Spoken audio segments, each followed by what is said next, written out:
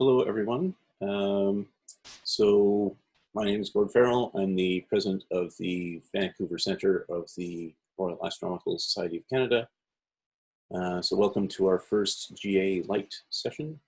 So I'd like to start by acknowledging that the Royal Astronomical Society of Canada Vancouver Centre is located in the unceded traditional Coast Salish territories of the Tsleil-Waututh, Coquitlam, Squamish, and Musqueam nations. Sorry about that. So yeah, just a first quick little introduction. So Vancouver Centre was supposed to be hosting the Royal Astronomical Society of Canada's annual General Assembly last weekend, but of course with COVID-19 that got cancelled. But we did have a lot of speakers lined up. So we did have our first official session of speakers last weekend, but we wanted to make sure that all the speakers we had lined up still had a chance to speak to everyone. So this is our first of 4 sessions to follow up from that. So we've got the first one's today, the next one's tomorrow at 11 a.m., so earlier than today, and then we've got 2 more on the following Saturday and Sunday. So I don't want to take up too much time away from our speakers. So we'll start with our first speaker, who is Ian McLennan. Ian is a member of the Vancouver Centre and has had a long career as a planetarium director and consultant for museums, science centres, and planetariums around the world. And his presentation is an update on planetariums. So take it away, Ian. Well, hello, everybody, and I'm very glad to have this opportunity to say a few things about some projects that I've been involved in and some associates of mine have been involved in, both in Canada and around the world. And oh, we're not advancing the slide here, so I think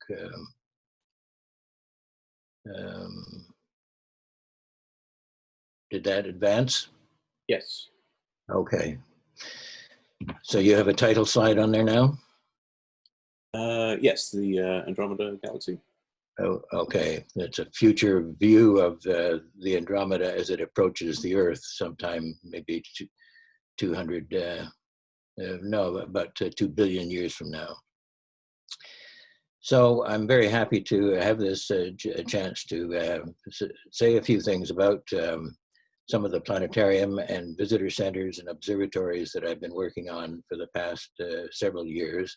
And it all started with the Queen Elizabeth Planetarium in Edmonton, which was Canada's first public planetarium. It was built to commemorate the Queen's visit to Edmonton in 1959. She didn't actually visit the planetarium, but there were many suggestions for a project to commemorate her visit, and the planetarium was one that we promoted through the RASC Edmonton Centre. And eventually that was the project that was decided upon. None of us knew what we were doing at that point. I was appointed director. I had been in the broadcasting business with CFRN TV and radio. But we had no idea what we were doing in terms of planetarium planning. We had a very unsophisticated planetarium projector, the Spitz A2 dodecahedron planetarium projector. But we augmented that with dozens of special effects and projectors, slide projectors, and sound effects and lighting. And it became a facility that was sophisticated quite beyond its modest size. Because I came out of the broadcasting field, David Roger, who had moved to Edmonton from Regina, was also in the broadcasting business. And so we conducted a lot of business on the air, including talking about an opposition of Mars coming up. But eventually, David took over from me as the director of the Queen Elizabeth Planetarium. As noted in Edmonton Stardust in November 1965, he was appointed director of the Queen Elizabeth Planetarium, and I moved on to Rochester, New York, to set up the planning for the Strassenberg Planetarium. David eventually, after running the Queen Elizabeth Planetarium very successfully and doing that with great aplomb, was appointed director of the MacMillan Planetarium in Vancouver that later became the MacMillan Space Center. And I think at that time, there were two planetariums in the world that became quite noted for highly sophisticated production as far as shows were concerned, partly reflecting our background in broadcasting. And that was the MacMillan Planetarium in Vancouver and the Strassenberg Planetarium in Rochester, New York, which I had the honor of leading the planning of from 1965 to its opening in 1968. And it was, we knew what to do at that point. We had made every mistake in the book as far as Edmonton was concerned. And as you will note on the lower left-hand corner here, the Strassenberg Planetarium recently celebrated its 50th anniversary in 2018 and conducted quite a number of community events as a consequence of that anniversary. As I say, it was quite a revolutionary planetarium in its time. It was the world's first computerized planetarium. The instrument was on a lift in order to allow the stars to appear without the projector getting in the way.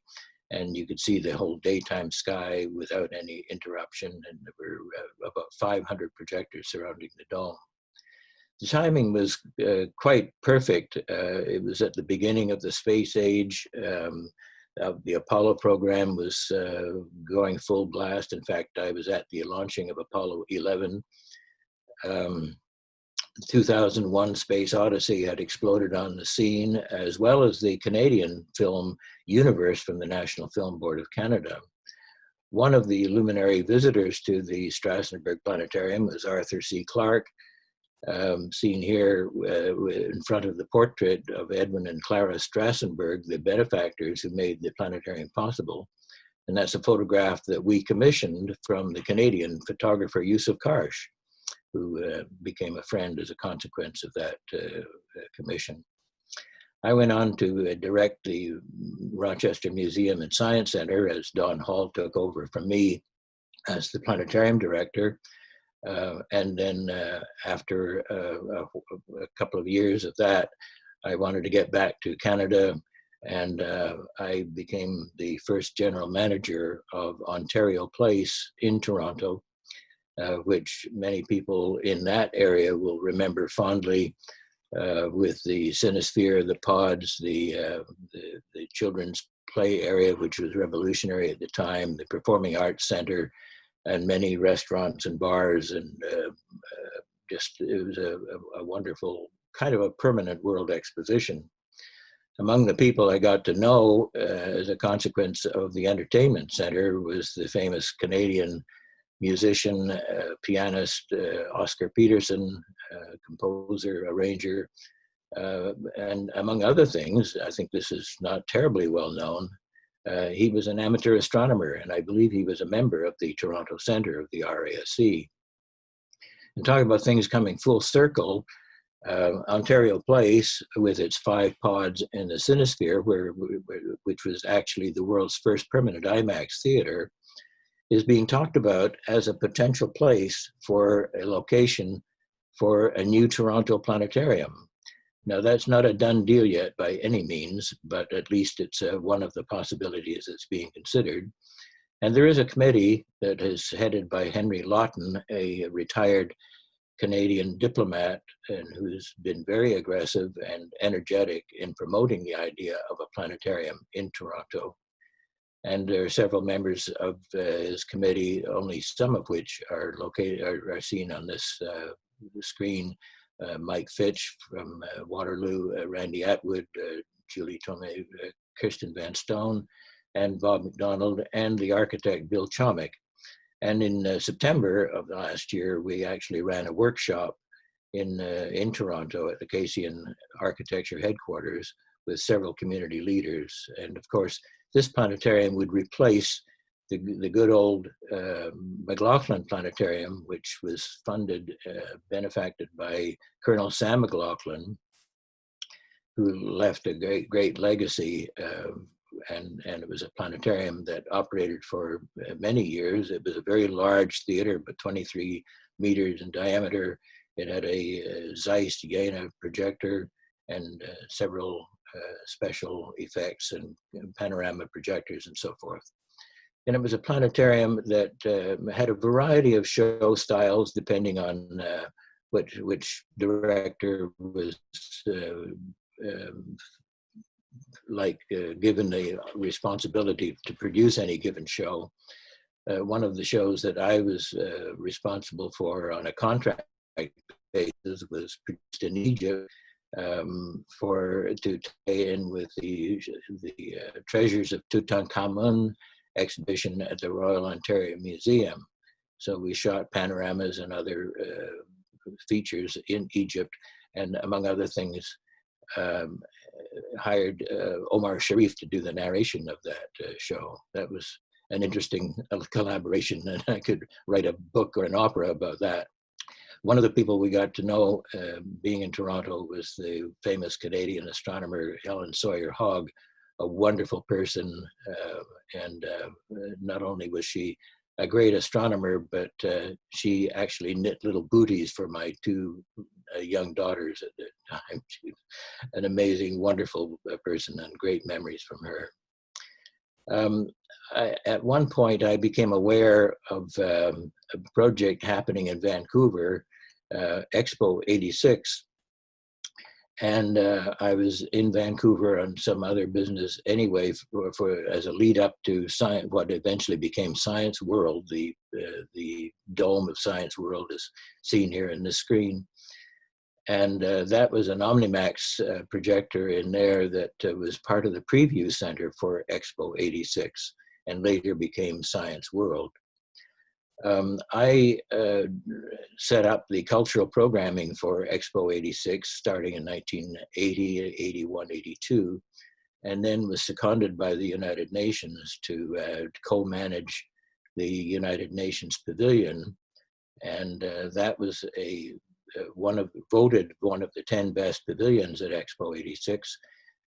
Among other things, it featured a production called Island in Space, which was informed by our common interest in astronomy. We had contributions to that by Carl Sagan and by Frank Drake. And among other things, the narration was by Peter Ustinov.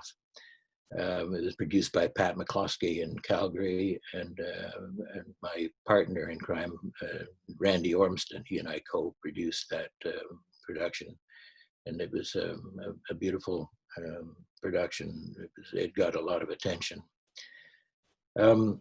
We moved to Australia to do the same thing for Expo 88, World Expo 88 in Brisbane, and hired the famous Australian artist Ken Doan to do the outside art of the pavilion, and that was one of the iconic images of the whole exposition. And after that expo was over, I stayed on in Australia for a couple of years, but came back to Vancouver in 1990 to set up my consulting practice. And one of the first consulting jobs I did was for Griffith Observatory in Los Angeles. We developed a master plan and a very comprehensive plan for redevelopment of the observatory, but we didn't want to disturb the pure Art Deco architecture of the place. So we went underground and created a beautiful space for exhibition that was really quite a lovely space and nicely designed by both internal and external consultants. And I worked with Ed Krupp, the director of the Griffith Observatory, and I recall that he had a philosophy that every visitor should become an observer. He wanted to make sure that every observer, every visitor to the place had the opportunity and the experience to become an observer.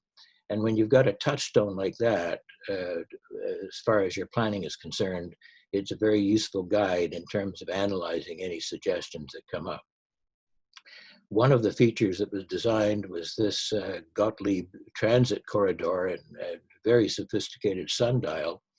And it's quite a cerebral experience, and you could spend a lot of time analyzing this thing, as did Bruce Bohannon spend a lot of time in the planning. He's a Canadian living in Los Angeles at the time. He now lives in Tucson. He worked with Krupp on the design of this facility. He was formerly from the Edmonton Centre of the RASC. This, as everybody will recognize, is Mauna Kea on the big island of Hawaii.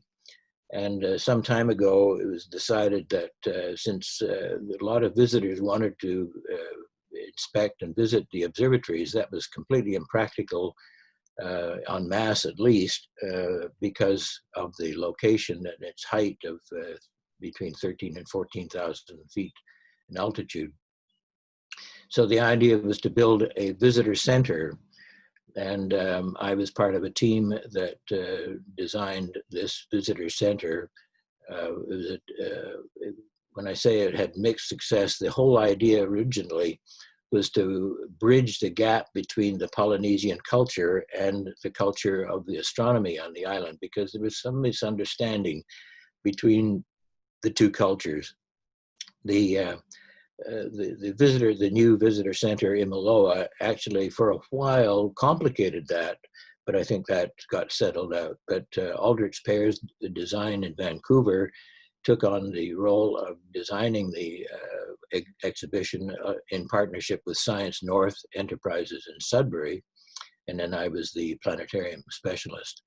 The landscaping was all natural plants of the area, and there was a lovely cafe as part of this operation. It was quite a successful operation. And it was at this time that I first met Michael West, who was at the University of Hawaii and working with Gemini Observatory, and was seconded as part-time to help out with the planning of the Imalo Astronomy Education Center.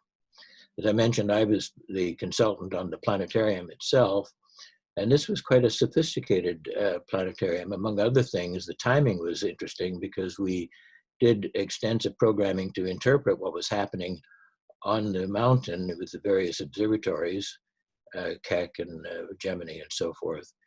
But at the opening of the planetarium in March of 2011, it coincided quite by happenstance with the Mercury messenger spacecraft going right by the planet. And 1/2 an hour after this image was received on the Earth, we had put it in the first show in the Imaloa Planetarium, so it was quite a coup. And we filled the dome with these images from the Mercury messenger spacecraft. The Imaloa Planetarium was the world's first 3D planetarium, and that, like many projects where you try something new, that had strengths and weaknesses, and pros and cons, if you like. The 3D effects were wonderful for things like the panorama of Mars, or if you were looking at the moons going around Jupiter. But the 3D glasses were quite cumbersome. They were very expensive. They were $450 each at that time, and required cleaning between shows. And they actually reduced the effect of the whole dome, so you didn't get the effect of the whole dome. So it was a trade-off. And it was met with mixed results. While I was working in Hilo, I popped over to Kona, Hawaii, and also on the Big Island, and visited with John Lomberg, who was an ex-Toronto Centre member. He had built a thing called the Galaxy Garden, a great piece of landscaping architecture that was in the shape of our galaxy. And the thing I'll never forget from that experience was that there was one leaf of one plant that represented everything that can be seen by the naked eye. That gave me a completely different perspective on the universe and its scale as a consequence of that. And John has talked about putting these galaxy gardens in many other facilities, and we've talked about that many times. Another one of the foreign projects that I worked on was the Eugenides Foundation Planetarium in Athens, Greece. This was old shipping money that made this possible. I went to the donor at one point and said I could go to Brussels and get his donation of $20 million matched by Brussels, and he got mad and he said, if you need $20 million, you come to me. That's the first and last time that's ever happened. I worked with architect Bill Chomick from Casey and Architects in Calgary on that project, and he and I collaborated on many projects. And we worked with Dennis Simopoulos, who had been a director at the Planetarium in Louisiana, Baton Rouge, but went back to his native Greece to run the Eugenides Planetarium, and did a superb job running a very sophisticated operation there. More recently, I've been working with the Lowell Observatory, the famous Lowell Observatory in Flagstaff, Arizona. This was an observatory that was established by Percival Lowell in 1896 to coincide with the opposition of Mars in 1896. And he was fascinated by the possibility of intelligent life on the planet, and set up this giant telescope to see if he could investigate that proposition more closely. In later years, in 1930, in fact, Clyde Tombaugh, working at Flagstaff Observatory, discovered the planet Pluto. Now, to come several years ahead, several decades ahead, there's a team from Vancouver and Calgary working on the Lowell Observatory now. Juan Tanis from Key Space Design from Vancouver here, and my co-consultant Bill Peters from Calgary. He and I wrote the master plan for the Lowell Observatory, which was accepted by them, and now we're working on that, on the realization of that master plan. And there's one picture here that shows Kevin Schindler, the historian at Lowell Observatory, along with Diana Coleman from Yerkes Observatory, and I'll have a little bit more to say about that project in a moment, but they're actually looking at the original drawings by Clyde Tombaugh as he discovered Pluto. The first element of our master plan for Flagstaff for Lowell Observatory was the Gea Valley Open Deck Observatory, which was just opened on October 5th. And it's a wonderful facility. It's just one of the most beautiful facilities you can imagine. It's got a great plaza with 6 very high-end telescopes, 2 plane waves and a Moonraker and several other wonderful telescopes. That building is on rails, so it comes and covers the telescope at night when we're shut down. But the observatory itself was extremely successful. It got a lot of attention. And then, of course, COVID-19 hit, and it's like everything else in the world is shut down now, but it will gradually reopen soon. That was the first phase of our master plan for Lowell Observatory. The next phase will be the Marley Foundation Astronomy Discovery Center, which is scheduled to open in 2023 on Percival Lowell's birthday in March, we hope. And this is about a $50 million Canadian facility. So, and they're about 70% there in terms of the fundraising so far. So Lowell Observatory has done a spectacular job. They've got a great team doing the fundraising. And this is going to be a fabulous astronomy discovery center, visitor center. Among other things, it will feature what we're calling the Universe Theater, which will have a giant wraparound screen and an overhead screen and it will feature planetarium programming possibilities with data visualization. But it won't be a traditional planetarium. It will be this 2-screen combination thing that we think will serve the interests of the Lowell visitors better than a traditional planetarium. As you can imagine, the planning for this kind of thing is very detailed. It involves many, many workshops, most recently, a lot of them on Zoom, of course, but a lot of them in Flagstaff with various combinations of astronomers and media people, and the trustee of Lowell Observatory, Lowell Putnam, and many others. And of course, Juan Tanis and I testing VR equipment and looking ahead at new technologies that might be applied. One of the features of this new Astronomy Discovery Center will be a children's gallery, and we're just starting to look at various concepts for the children's gallery now, and it will be a very exciting place. There will be an outdoor facility as well as an indoor facility. The most exciting thing, I think, of this new Astronomy Discovery Center will be on the roof. There'll be a rooftop garden, a restaurant, and an open sky planetarium.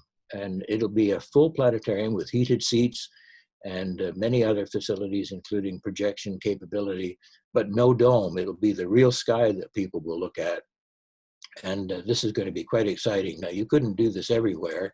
Certainly couldn't do it in Vancouver, but Flagstaff, Arizona is a great location for this. Our inspiration for this was the Shoemaker Open Air Planetarium in Chico, California. And it was opened some time ago, but we've taken that idea to the next level of sophistication. Now, all of this is in the context of a lot of visitor centers looking at different possibilities to expand interpretation of astronomy to the general public. And there's an alliance of historic observatories that was formed 2 or 3 years ago. And Bill Peters and I have acted as consultants to that group, developing a strategic plan for their combined operations. And here at a meeting at Palomar Observatory last year, Ed Krupp from Griffith Observatory and Jeff Hall at Lowell Observatory, and we all caught up at this historic observatories session at Palomar Observatory. And one of the things that we've all been working on is a master plan for the Yerkes Observatory in Williams Bay, Wisconsin. As many of you will know, the University of Chicago operated the Yerkes Observatory for 120 years, but in 2018 announced that they were pulling back on their sponsorship and administration of the observatory, and that left it high and dry. A local charitable organization was formed to save Yerkes and to reinstitute it as a public facility. And Diana Coleman has become the chair of that foundation, and they're raising millions of dollars now to reopen the place and to set it on an operational course. We brought Ralph Nye from Lowell Observatory in, who restored the wonderful Clark telescope in Lowell, and he is our consultant now for the Yerkes Observatory telescope repair. That telescope was actually premiered at the Great Chicago Exposition of 1893. It was one of the standing exhibits at that exposition, and later was moved. I can't even imagine that move to Williams Bay and set up as the telescope. And now the architects, as you can see, just looking around, there's an amazing job ahead of them in terms of restoration. The building is 123 years old and has a lot of repair to be done, but we're working quite diligently on that. And it's going to be quite exciting. There'll be a partial opening perhaps later this year, but we hope closer to a full opening next year. Coming back to Canada, Planetarium de Montreal was a favorite project of mine. I worked on this for several years with Go Multimedia from Montreal, among other features. It had 2 domes and a very sophisticated exhibition area that featured the old Zeiss instrument. That instrument was replaced in one of the 2 domes by an electromechanical projector from Japan. One of the domes was given over to art projects, mainly to explore artistic celebration and expression. And it has bean bags that you can sit or lie in, as well as Adirondack type chairs around the periphery of the dome. And it's less concerned with scientific accuracy than with cultural and artistic expression, whereas the science dome is more given to didactic science exploration.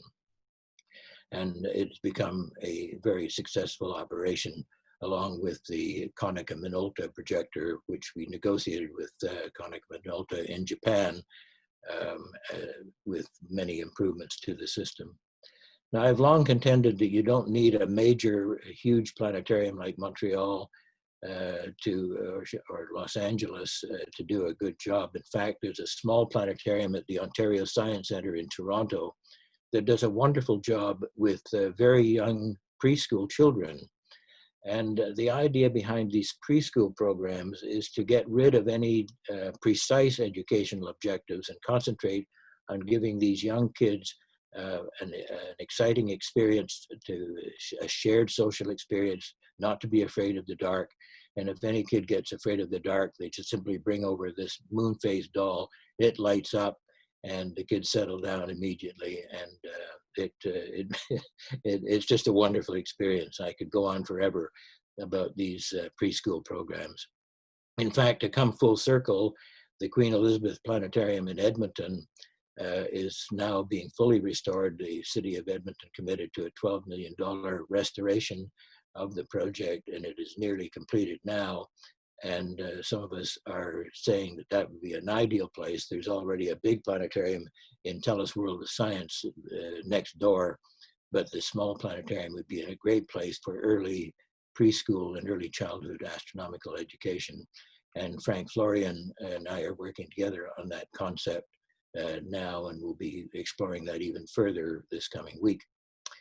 Again, closer to home, Victoria is talking about a planetarium, a new planetarium that might be associated with a new expanded maritime museum of British Columbia. David Leverton and Bob McDonald are working together on that. And recently my partner, Kairo Kimura, who happens to be the president-elect of the International Planetarium Society, visited with these good folks at the center of the universe. The center of the universe isn't always in Toronto, you know. And if you people had come to Vancouver for the General Assembly, one of the places that you would have visited, and I'm sorry you didn't get that chance, is the Yates Observatory. I had the opportunity of working on that as well with architect Bill Chomick. And among other things, the landscaping and the night lighting are absolutely wonderful and spectacular. And I'm sorry that you didn't have that opportunity if you're visiting from other places in Canada or elsewhere to see that wonderful facility. We had a great time planning the General Assembly. This was the General Assembly planning team. Haley Miller did a great job of planning it, along with Gordon Farrell, the president, and many of these other people, many of whom the rest of you in Canada know quite well. So we had a great time planning it. We're only sorry that we had to do it online instead of in person. Thank you very much. And with that, I will turn it back over to Gordon Farrell. Thanks a lot.